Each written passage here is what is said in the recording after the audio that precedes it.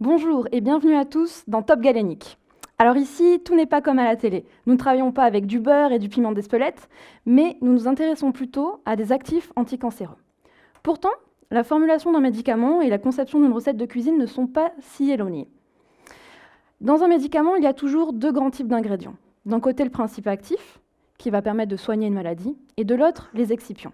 Si nous le comparions à un gâteau, le principe actif, ce serait le chocolat. C'est ce finalement pourquoi vous avez fait la recette. Tous les autres ingrédients, tels que le beurre, la farine, le sucre, les œufs, sont vos excipients.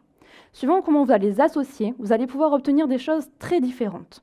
Un cookie, un brownie, ou encore mieux, un fondant. Eh bien, dans le médicament, c'est la même chose. Ce sont les excipients qui permettent de créer la forme pharmaceutique, le comprimé, la gélule ou encore la forme injectable. Dans le labo où je travaille, nous avons un plat signature. Il s'agit de la nanocapsule.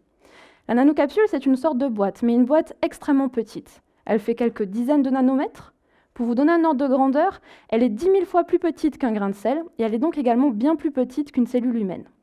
Cette boîte, elle va servir à encapsuler, à protéger un actif tout au long de son parcours dans l'organisme, afin de le rendre plus efficace.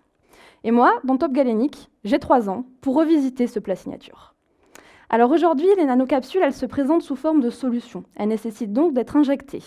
Ce que je voudrais, c'est prolonger leur action pour diminuer le nombre d'injections nécessaires. Pour cela, je veux les associer à une autre forme pharmaceutique, le gel. Alors c'est vrai qu'en cuisine, la gelée, c'est pas très goûteux. Pourtant, c'est quand même une forme très intéressante. Ni totalement liquide, ni totalement solide. Si vous l'administrez en sous-cutané, c'est-à-dire sous la peau, vous allez pouvoir ralentir la libération du médicament et donc prolonger son action. Le plus simple, ce serait de mixer des nanocapsules avec un gel déjà formé. Cette technique, elle a été testée, mais elle pose un problème. En effet, lorsque le médicament aura fini d'être libéré, les nanocapsules en l'occurrence, le gel, lui, va rester sur place et pouvoir poser des problèmes d'inflammation.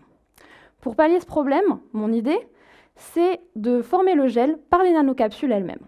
Pour cela, je synthétise de petites molécules non toxiques qui se placent à la surface des nanocapsules. Ainsi, elles peuvent interagir entre elles, un peu comme si elles se scratchaient.